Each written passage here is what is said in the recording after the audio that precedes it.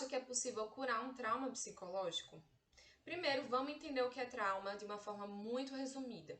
O trauma pode vir através de vivências pontuais ou ao longo de um período em que a gente vive situações que nos trazem uma descarga de emoção tão forte que no momento a gente não tem recursos psicológicos para lidar com aquilo. E de alguma forma essas emoções, essas sensações ficam contidas com a gente e a gente não consegue ter um espaço para dar vazão a elas. Então, quando a gente vai passando o tempo e a gente vai vivendo a nossa vida, a gente pode receber certos estímulos, situações, né, que nos remetam a esse trauma e que nos traga reações desproporcionais àquelas vivências atuais. Então, o trauma, se a gente parar para pensar a partir de uma visão biológica, e para isso eu estou trazendo esse livro aqui, ó, Terapia do Esquema, se a gente for pensar a partir de uma visão biológica, as nossas emoções, elas são registradas num sistema chamado amidaliano, que tem a participação tanto da amígdala quanto de outras áreas cerebrais que cuidam desse mecanismo do condicionamento do medo. E já as nossas memórias relacionadas ao trauma, que são conscientes, que são cognitivas, são registradas em um sistema chamado hipocampal, que tem as áreas corticais, que cuida também do hipocampo. Então, é um outro sistema que registra as memórias que a gente consegue lembrar, que a gente tem consciência que aconteceu. Então, as memórias que são registradas, que são chamadas das memórias emocionais no sistema amidaliano, são memórias inconscientes, são memórias em que muitas vezes a gente pode acontecer, por exemplo, quando somos crianças, de 0 a 3 anos, quando não temos capacidade de armazenar, registrar memórias cognitivas que a gente sabe que existiu, né, que a gente tem consciência, registrar imagens. Nesse momento a gente não tem essa capacidade. Então as memórias do que acontece com a gente são registradas no nosso corpo. Então vivências desse momento podem vir à tona também quando a gente é mais velho, que nos remetam a esse momento, porque as memórias desse momento são todas formadas do nosso corpo, né? Isso é muito interessante. Então, como são sistemas diferentes, os dois sistemas se comportam de maneiras diferentes. E o nosso sistema amidaliano, que cuida das memórias emocionais, ele é um sistema que ele é inconsciente, que ele é automático, que ele é um sistema mais primitivo do que o hipocampal. Então, ele vem e cuida daquelas memórias mais, daquelas reações mais automáticas, que precisam ser mais rápidas diante de uma situação de perigo, de ameaça, né? E o sistema amidaliano, ele, na maioria das vezes, tem registro de memórias que dificilmente são apagadas, né? Então, por isso que a gente pode dizer que as emoções e as sensações que acompanham vivências traumáticas são dificilmente apagadas, né? A gente provavelmente vai conviver com esses registros corporais para o resto das nossas vidas. Mas isso não quer dizer que isso não possa ser trabalhado, né?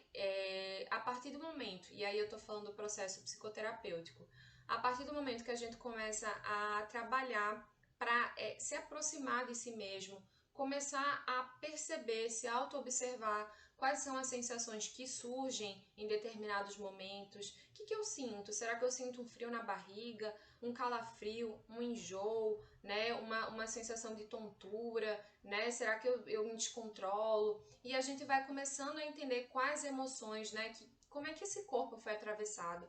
Como é que esse corpo foi afetado por esse mundo em que ele viveu? E a partir daí a gente também vai tá expressando, vai estar verbalizando, vai estar colocando o nome nas devidas emoções, né? Vai estar ressignificando vivências que são conscientes, né? Então tudo isso faz parte do processo psicoterapêutico e nos ajuda a aprender a lidar com essas emoções. Não quer dizer que a gente vai exterminá-las e eliminá-las, porque as emoções são para ser lidas, elas estão ali significando algo. Então essas emoções elas estão aparecendo ali, a gente muitas vezes termina tamponando, deixando para lá, evitando, fugindo através de diversas estratégias, mas elas estão ali, né? E eu acho que o mais pertinente é a gente poder olhar para elas, entender recursos para lidar com elas que a gente não tinha, provavelmente na sua infância ou no momento que você viveu um trauma, um momento muito difícil para você que te marcou.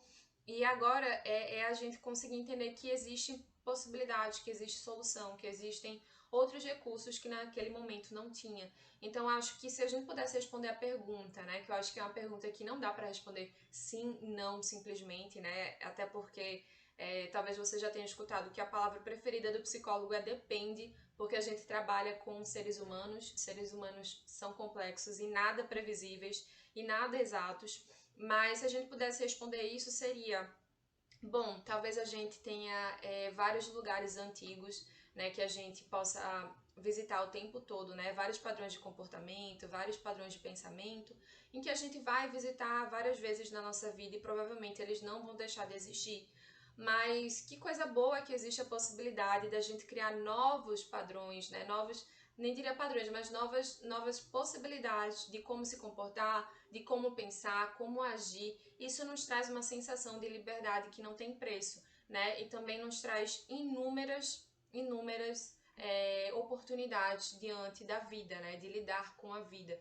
Então, eu acho que o trauma ele pode ser ressignificado sim, né? Nesse sentido, a gente pode dizer que existe uma cura, ele pode ser colocado em xeque e a gente pode também encontrar um lugar para dar vazão para ele, né? Para a gente entender como a gente pode lidar com essa vivência que naquele momento não foi possível lidar, mas que hoje nós somos pessoas adultas que temos inúmeras possibilidades de soluções para nossas vidas. Então fica aí se vocês quiserem colocar nos comentários algo, né, partilhar o que vocês sentiram, fiquem à vontade, vou ficar super feliz e espero ver vocês no próximo vídeo.